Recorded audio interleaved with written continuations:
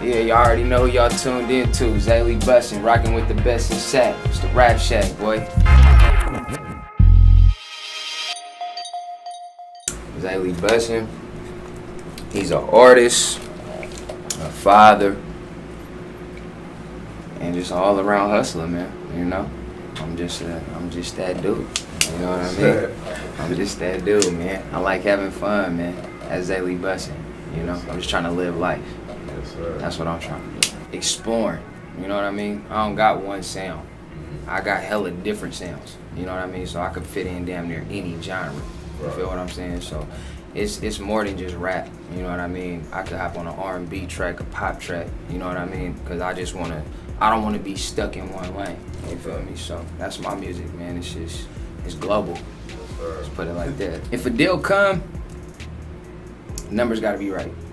But as an independent artist, I'm going to see more, I can do more, and that's what I got to have. I got to have creative freedom.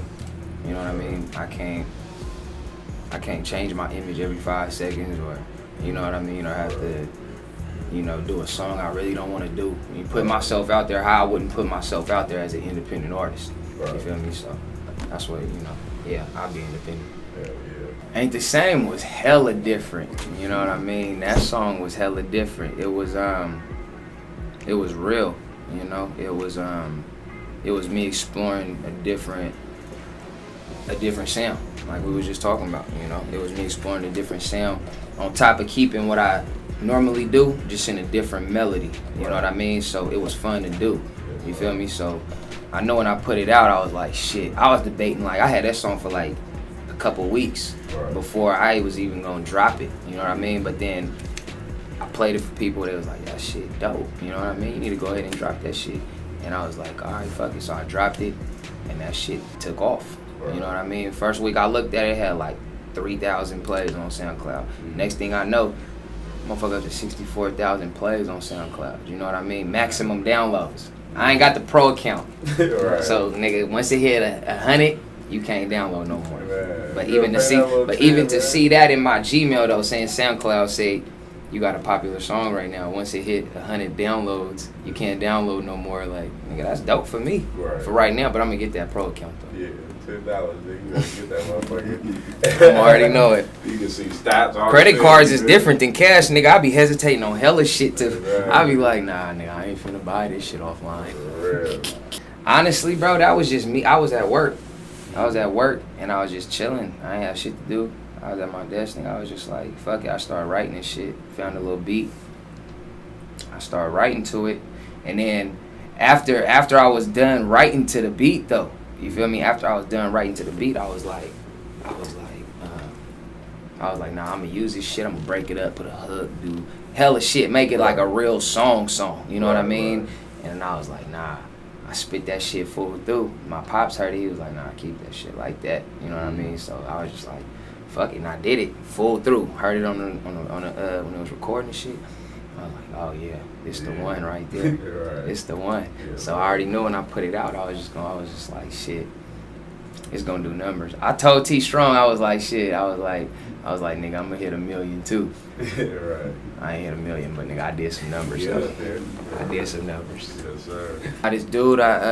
This dude I fuck with, he became my engineer, and dude named Mike White, hella cool. He produced all my shit, no mediation, all that shit.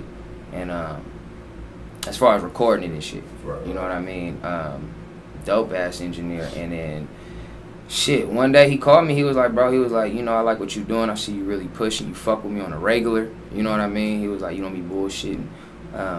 He was like, I want to set you up something with, you know, this dude named C-Dub. And I didn't know who he was at the time, you know what I mean? But me and him had been friends on Facebook for hella long. I didn't even know, you know, but he had locked it in.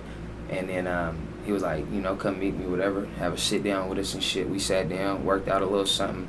And he was like, you know, I want you on my project. I heard your shit, you dope. You know, so I did that to him. Now me and him is working on an album. You know what I mean? We working on the album, Bussin' Empire. That's the album that's coming out. And he produces some shit. I'm gonna have some other producers produce some shit. But yeah, man, that's how it got locked in, man. It all started because my engineer I had. He set all that shit up for me. Damn. You feel me? So yeah, that shit was dope. And then, you know, I didn't even know how big his name kind of was. You know what I mean? His shit was big, you know. So I was like, okay, you know, I started checking his shit out, you know, and going to his pages and shit, checking out his beats, you know, his music, shit like that. And I was like, damn, bro, I really fuck with like hella people, you know. And on that, I think it's a compilation. He got San Quinn on there, Turf Talk, Matt Black. Who else was on there? I can't remember all the names on there. Dude named Saeed, Unknown. There's some more people on there, but he got hella people on there. But I didn't know I didn't know bro was really rocking like that. So for him to put me on, you know, I thought that was dope.